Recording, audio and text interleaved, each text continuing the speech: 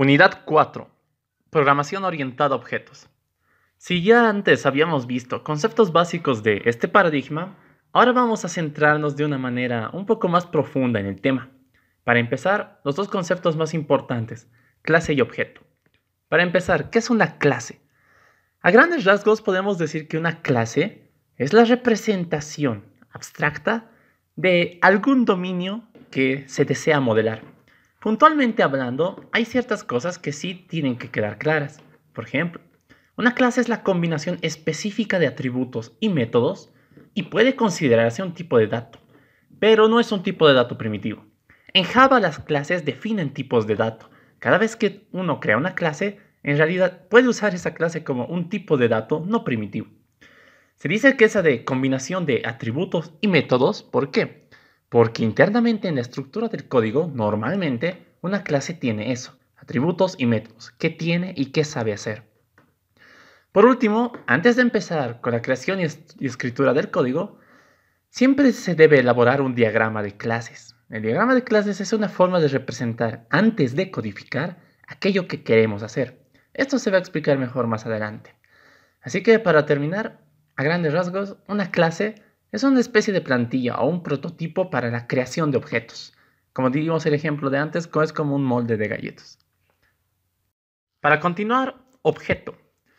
Un término más formal para referirse a un objeto es instancia. Es una palabra bastante usada y que se ve en mucha bibliografía cuando se revisan libros acerca de programación.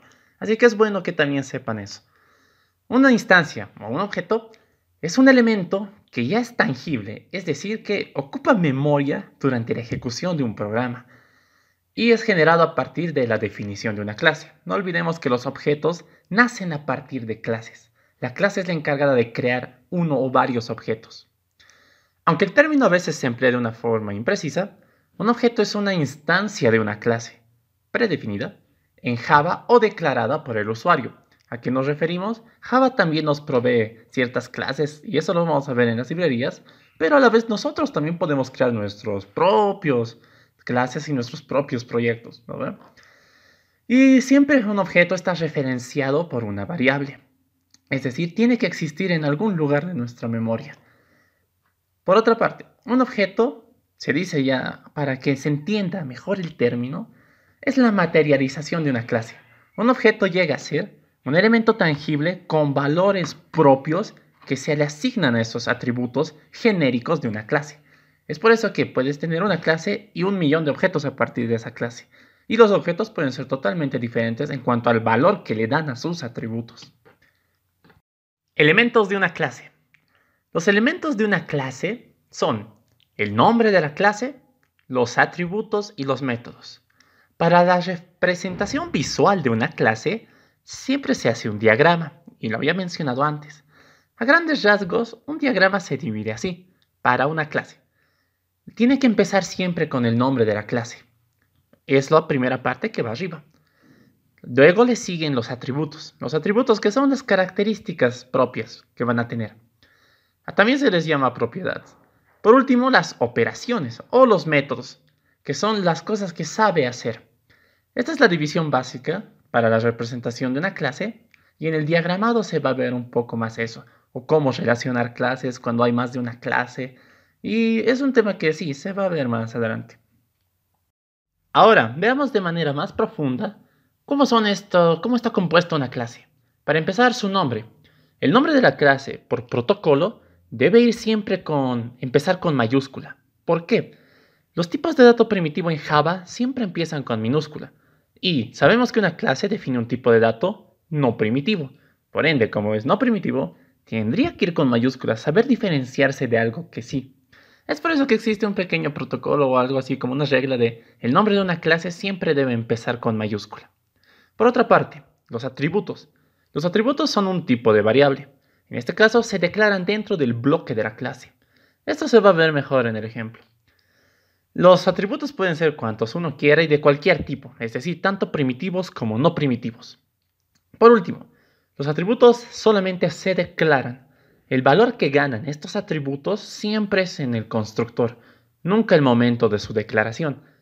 Estas reglas solamente tienen una excepción y es cuando se ven constantes. que es algo que se va a ver mejor en ejemplos o más adelante.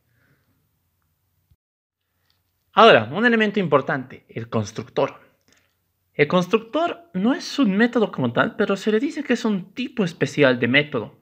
Así que es el primero que siempre vamos a declarar antes de declarar todos nuestros métodos formales como tal. El constructor es especial. ¿Por qué?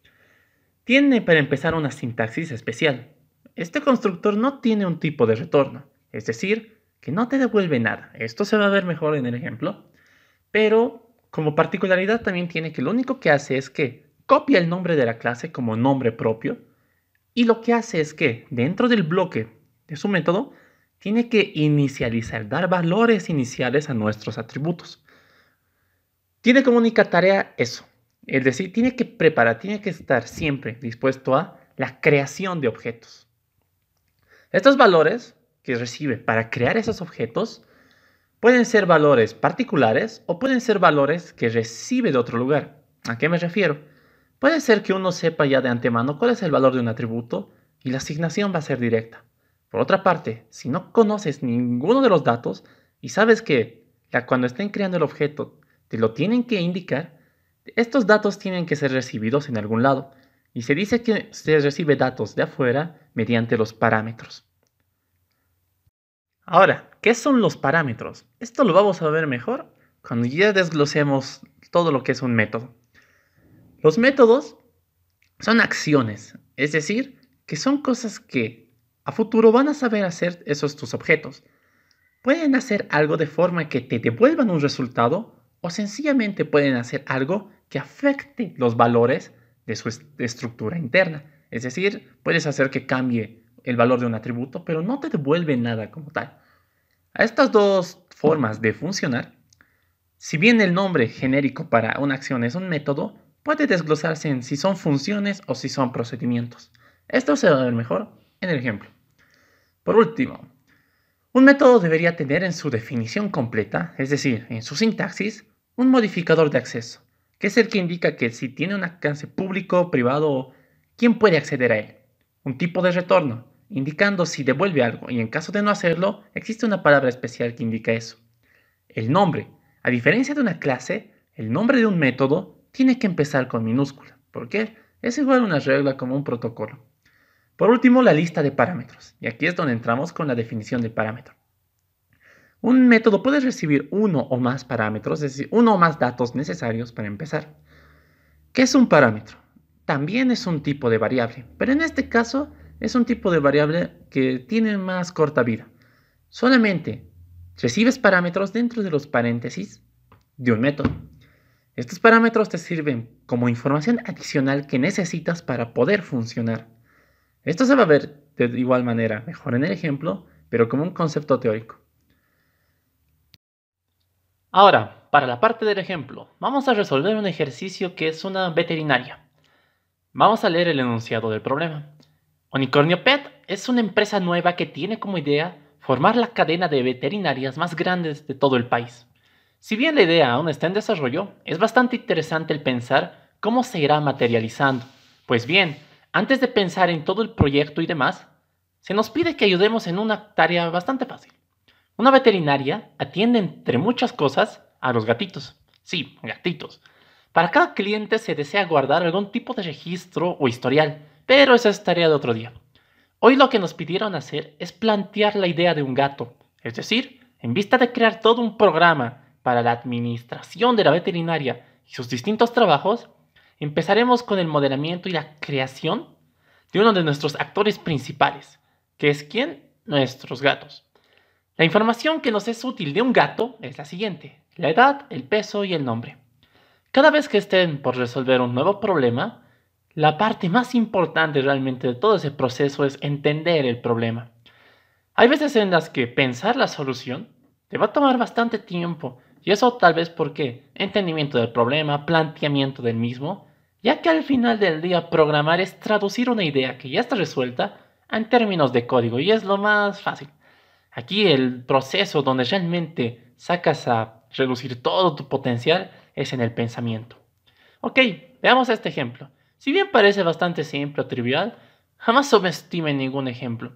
Realmente todo aquello que se hace tienen su porqué. Y realmente el planteamiento o el enfoque que tú le pones depende bastante de qué tan complicado, cómo puedes manejarlo. Eso depende mucho de uno mismo. En este caso es un ejercicio bastante bonito y nos va a ayudar para entender la programación orientada a objetos.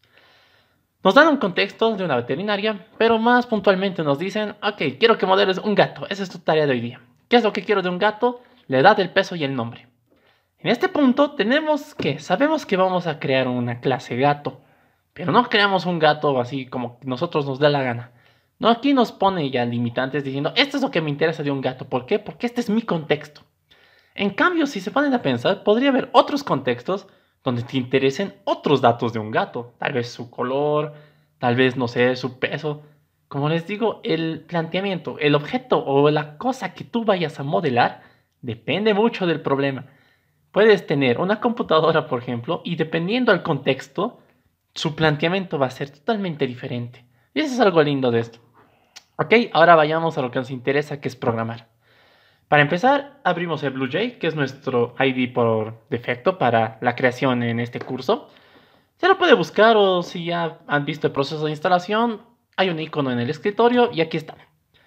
Cada vez que abran el BlueJ, yo tengo una versión más antigua, pero es lo mismo al final, siempre creen un nuevo proyecto. Cuando creas un nuevo proyecto, lo que tienes que hacer es que darle una ruta, va a vivir o va a existir en algún lado, y es siempre bueno crearse para cada distinto problema un nuevo proyecto. Entonces vamos a empezar. En este caso es nuestra veterinaria. Veterinaria. El nombre del proyecto puedes ir como quieras, al final la carpeta de localización. Luego vamos a ver puntos un poco más detallados de esto. Por ahora no sirve. Tenemos aquí nuestro entorno, que es del BlueJ. Ahora vamos a lo que nos interesa. ¿Queremos crear una nueva clase? Vamos a crear una nueva clase. ¿Cuál es la clase que queremos crear? Nuestro gato. Les dije en la parte teórica que el nombre de una clase por protocolo empieza siempre con mayúscula y es una clase. Ok, cuando creamos una clase, si le damos doble clic, entramos al código fuente de la clase. En este caso hay código que se autogenera. Nosotros, como buenos programadores, no nos interesa por ahora nada de esto. Borramos eso. Lo único que nos va a interesar es este bloquecito verde. Todo lo que está dentro lo borramos. Ahorita tenemos un public class gato. Ok. Si en algún momento ven que esto es muy pequeño, muy grande, pueden cambiar su tamaño aquí. Yo normalmente trabajo en 40 porque no veo nada. Volviendo al punto. Modelemos el gato. ¿Qué es lo que nos interesaba de él? La edad, el peso y el nombre. Ok.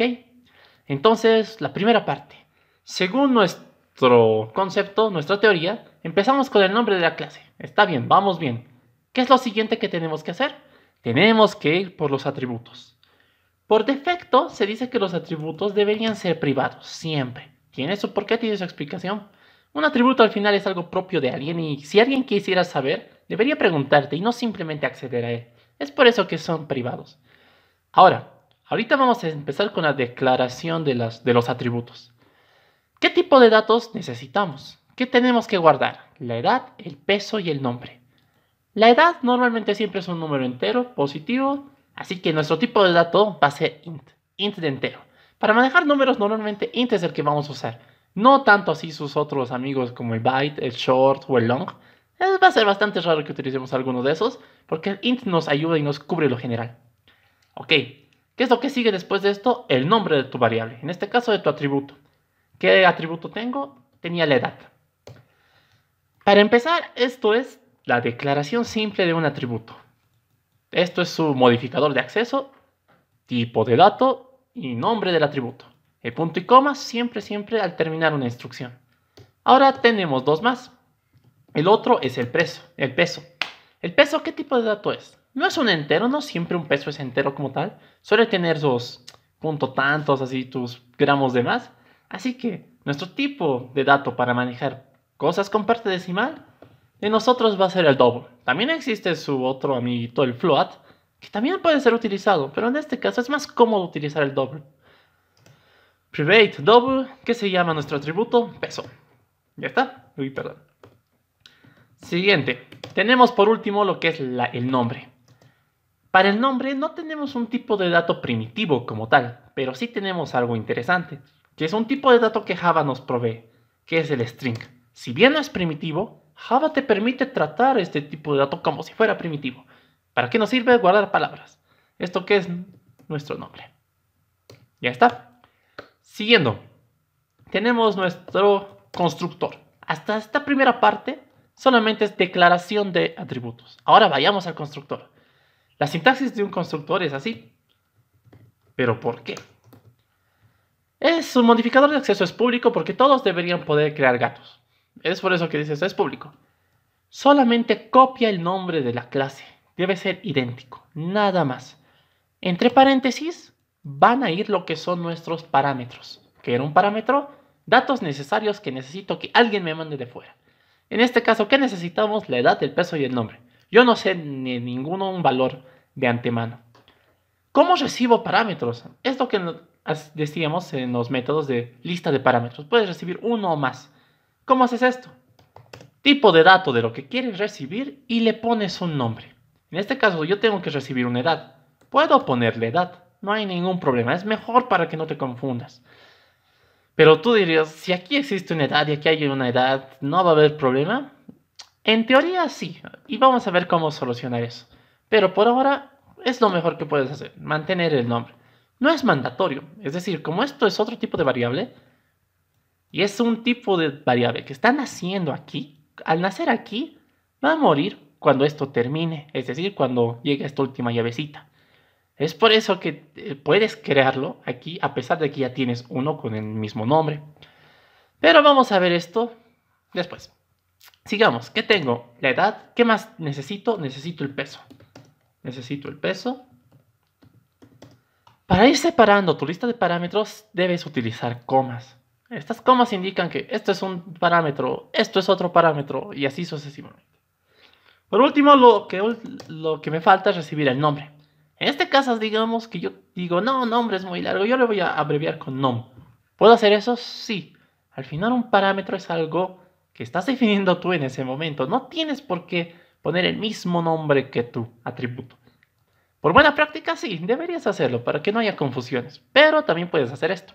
Y vamos a ver por qué. Cuando tú recibes por parámetro algo que tiene el mismo nombre que tu atributo, para evitar confusiones a tu pobre compilador, tienes que hacer una pequeña cosa. Tienes que anteceder una palabra que es el dis. Como podrán pensar, también es una palabra reservada, el dis, y la asignación sería así. Disedad es igual a edad. ¿Por qué? ¿Cómo funciona esto? Lo que está haciendo el dis es que hace referencia a esto. Antecede es como si alguien te dijera esto y de esto, dame su edad. Oh, ok. Esto se traduce en términos más simples como esto de aquí, esta edad. Quiero que guarde el valor, porque estamos haciendo asignación, no se olviden de eso. Quiero que guarde el valor de mi variable edad, de cual, como no hay ningún dis aquí, la primera edad que encuentre es esta. Cada vez que hay una asignación o algo dentro de un bloque, Java va a buscar de adentro hacia afuera la variable a la que estás haciendo referencia. En este caso dices edad. Si empiezas a buscar edad desde aquí adentro, la primera edad que encuentras es este parámetro, ¿verdad? En cambio, con este dis es como si le dijeras, anda desde afuera, por favor. Algo así, para que se entienda. Son conceptos un poco más formales, pero la única cosa es que entiendan. Sigamos. Para el peso, como tienen el mismo nombre, también tengo que hacer ese dis. Dis.peso es igual a peso. Ya está. Por último, nombre y nom. Al no ser el mismo nombre en la variable y en el parámetro y en el atributo, no estás en la obligación de utilizar esta palabra reservada. Puedes sencillamente poner nombre es igual a nom. ¿Esto cómo se traduce? Quiero que mi atributo que se llama nombre guarde el valor de lo que sea que esté en la variable nom. Nunca se olvide. Derecha se guarda en izquierda. Ya está. Hasta aquí tenemos la otra parte que es nuestro constructor. Ahora seguiría a ser los métodos, cosas que sabe hacer en este caso nuestro gato. Pero esta representación de gato no es como el felino como tal, sino es más como una plantilla de identificación. Así que explícitamente el ejercicio no nos decía, oye, ¿sabes hacer esto o no sabes hacer esto? Pero para aprovechar el ejemplo, hay dos últimas cosas que tenemos que ver, que son los métodos accesores y modificadores. Estos métodos se les llama get y sets. Esos son los get y sets, los getters o setters. ¿Y para qué te sirven? Vamos a ver.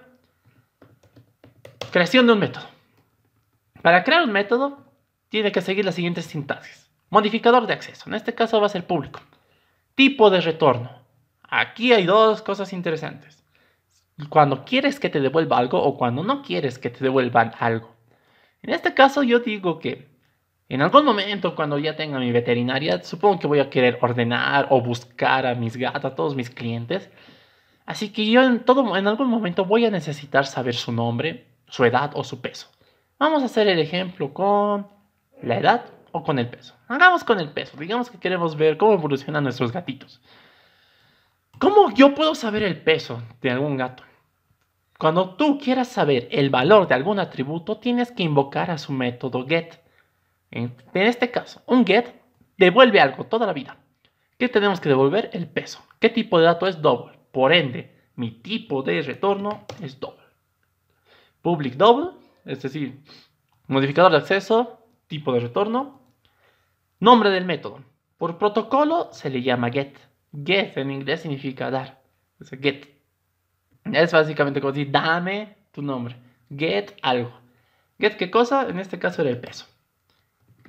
¿Necesitamos algo para dar el peso? No. Por ende, estos paréntesis en un get siempre van a estar vacíos. Ahora, ¿cuál es la única línea de instrucción de mi get? Es un return. ¿Return qué cosa? El atributo que quieres devolver.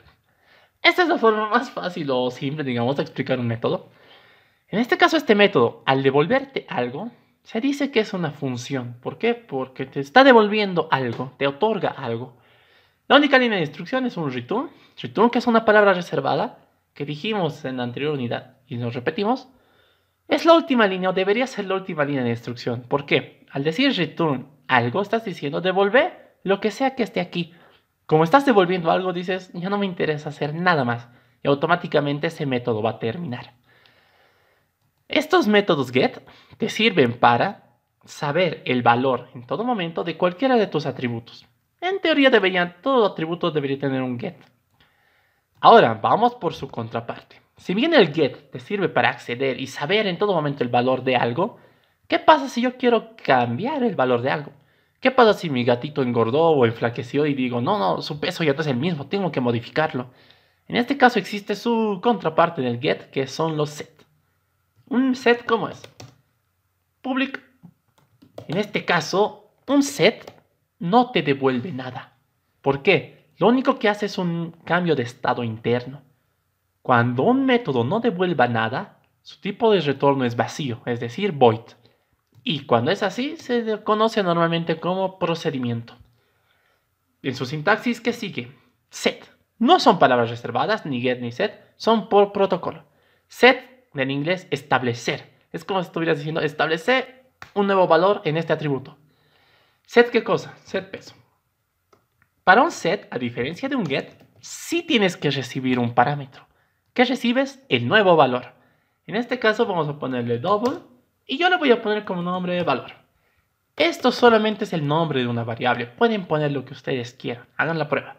Pero para que se note o esté un poco más formal, lo vamos a dejar con valor. Ahora, ¿cuál es la única línea de instrucción de un set? Es una asignación. ¿Por qué? Porque es un cambio de estado interno.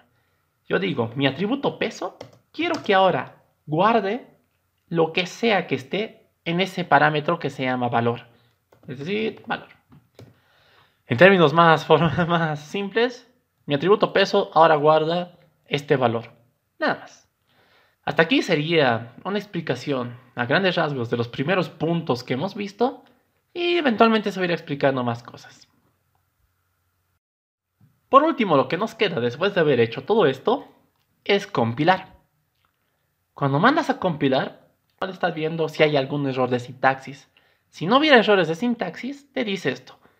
Clase compilada, no hay errores de sintaxis. Una vez que terminas esto, ya tienes una clase funcionando. ¿Cómo hago la prueba? Clic derecho y le das clic izquierdo aquí. Cuando haces eso te dice, puedes crear un gato. Te dice aquí ponle un nombre a tu objeto, aquí les llama instancia, y dame atributos o dame valores para estos mis parámetros. Yo voy a poner, digamos, un 4 que pese 12. Es un gatito. O bueno, para hacer la prueba que funciona, 12.6.